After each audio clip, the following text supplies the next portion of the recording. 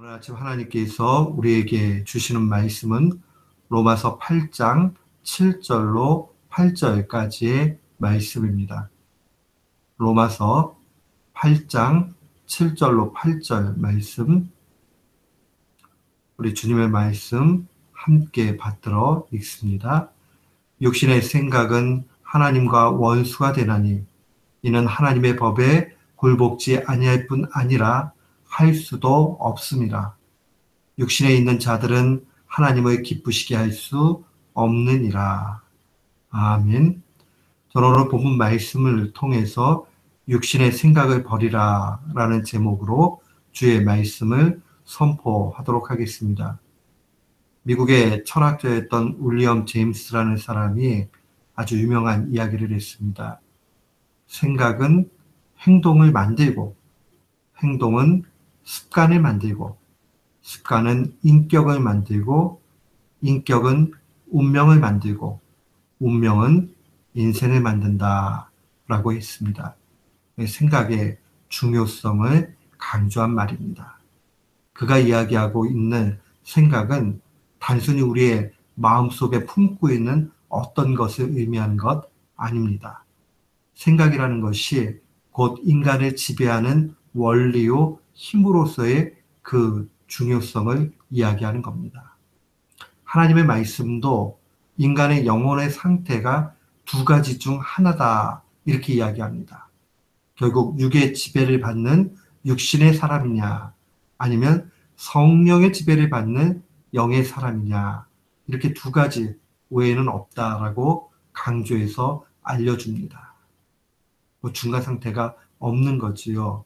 특별히 오늘 본문 말씀에 보면 육신의 생각이라는 말이 나옵니다. 이 육신의 생각이라는 말이 곧 이 자신의 마음을 움직이는 데 있어서 그 힘의 원천이 바로 육신적인 것에 있다 하는 표현입니다.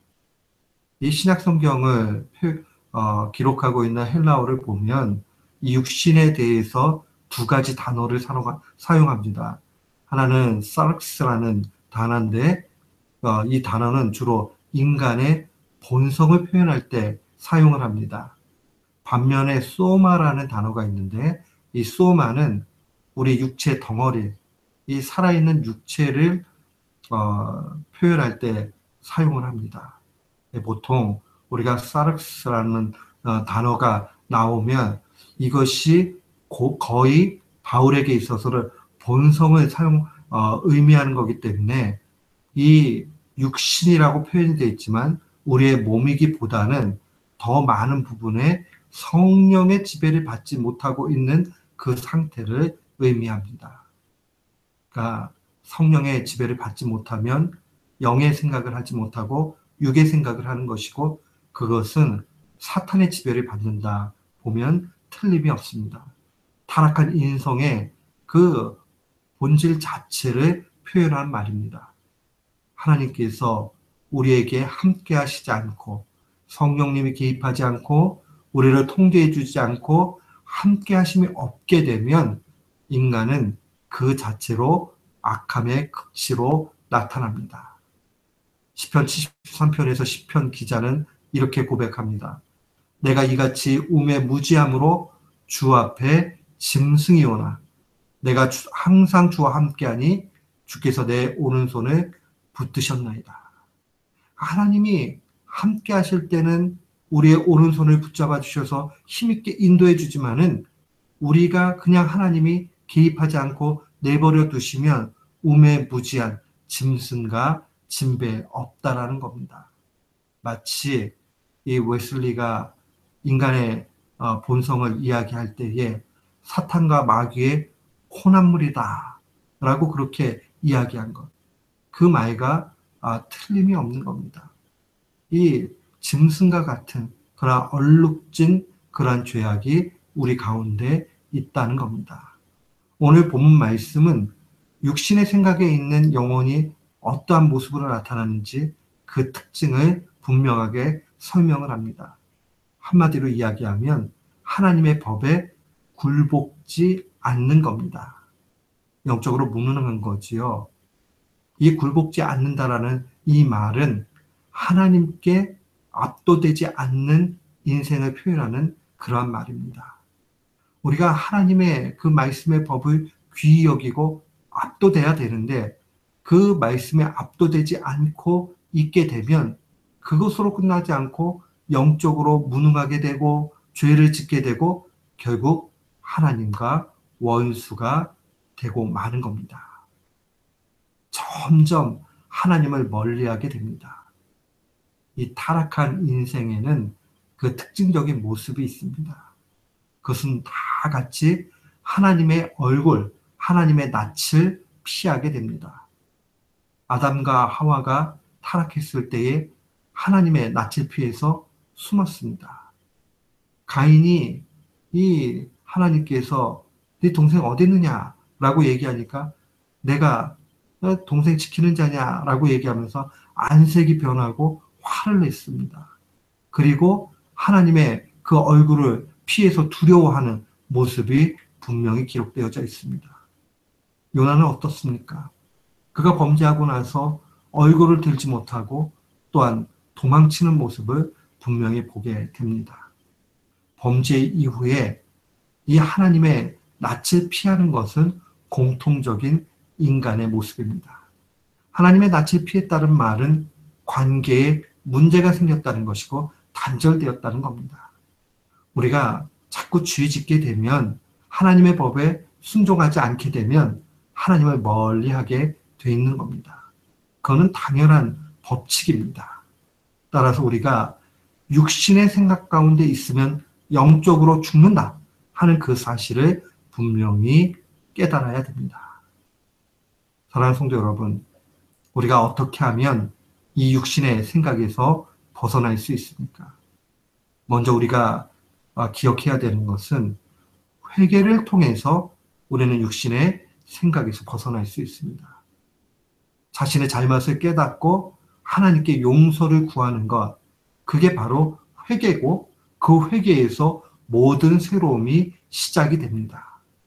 사랑하는 성도 여러분, 우리가 날마다 회개를 해야 되는 이유가 바로 여기 있습니다. 안 그러면 우리는 순간적으로 이 사탄의 유혹에 떨어져서 또 육신의 생각에 허우적거릴 수밖에 없습니다. 우리가 회개하게 되면 예수 그리스도의 보혈의 능력을 통해서 힘을 얻게 되고 깨끗하게 되고 그러면 그 가운데 성령의 역사하심을 분명히 경험하게 됩니다. 성령께서 역사하시느냐 아니냐 하는 것의 가장 강력한 특징은 바로 회개에 있습니다. 미국의 대각성 운동을 일으켰던 조나단 에드워즈 목사님이 이 참된 부흥을 나타내는 그 부흥의 표지 가운데서 가장 귀하게 나타나는 것은 회개다라고 강조했습니다. 사랑하는 성도 여러분, 우리가 회개하고 우리의 행동들을 고쳐나가고 자꾸 하나님만을 바라보게 될 때에 육신의 생각은 완전히 떨쳐지게 됩니다. 야고보서 4장 8절에 하나님을 가까이 하라. 그리하면 너희를 가까이 하시리라. 죄인들아 손을 깨끗이 하라. 손을 깨끗이 한다는 말은 행동을 깨끗이 하는 거예요. 두 마음을 품은 자들아 마음을 성결케 하라. 마음을 성결케 하는 건 무엇입니까? 회개하는 거예요. 하나님 앞에 자꾸 회개하면서 나아가게 될 때에 결국 우리 속에 있는 죄악들이 예수 그리스도의 보혈의 능력을 통해서 깨끗하게 되고 육신의 생각에서 벗어나게 되는 겁니다. 또한 우리가 어떻게 하면 육신의 생각에서 벗어날 수 있습니까? 그것은 바로 세상의 가치보다 하늘의 가치를 날마다 묵상해야 됩니다. 우리에게 가치의 우선순위가 하늘의 것이 되어야 합니다. 골로새서 3장 5절은 증거하기를 그러므로 땅에 있는 지체를 죽이라. 곧 음란과 부정과 사욕과 악한 정욕과 탐심이니 탐심은 우상 숭배니라 라고 증거합니다. 음란은 자신의 쾌락을 추구해 나가는 것 아닙니까? 부정과 사욕과 악한 정욕, 이 모든 것이 결국 자기의 유익만을 구하는 겁니다. 그러면 탐심이 들어오게 됩니다. 탐심이라는 것은 내 거 아닌 것을 내 거로 만들어야 됩니다. 그렇게 되면 눈에 보이는 게 없어요.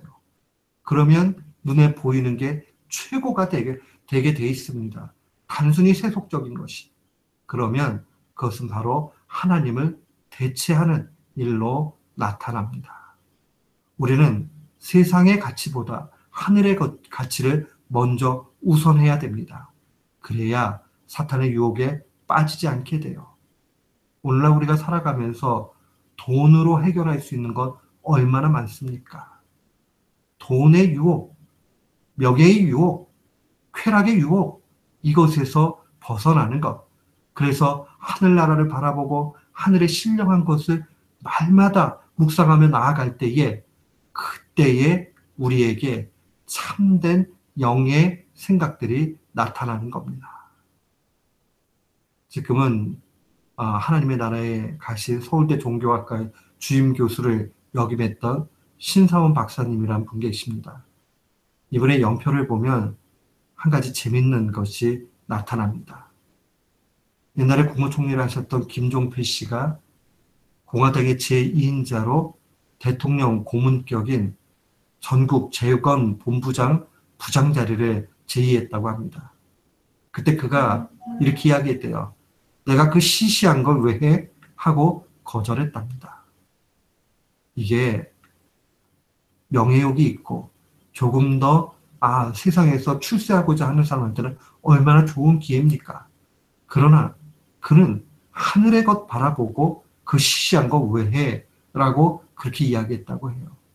사랑하는 성도 여러분, 우리에게 신앙인으로 이러한 당당함과 열정이 있어야 됩니다. 세상의 것이 하나님으로 통해서 주어진다면 받으면 됩니다. 그러나 그게 아니면 내가 개인이 내 것으로 여기고 가지려고 하면 안 되는 겁니다. 그러면 나중에 책망밖에는 남을 것이 없습니다. 사랑하는 성도 여러분, 세상의 가치보다 하늘의 것 귀히 여기고 하나님 앞에 날마다 묵상하며 승리의 길 나아가는 우리 모두가 되시기를 주님의 이름으로 축원합니다. 아멘.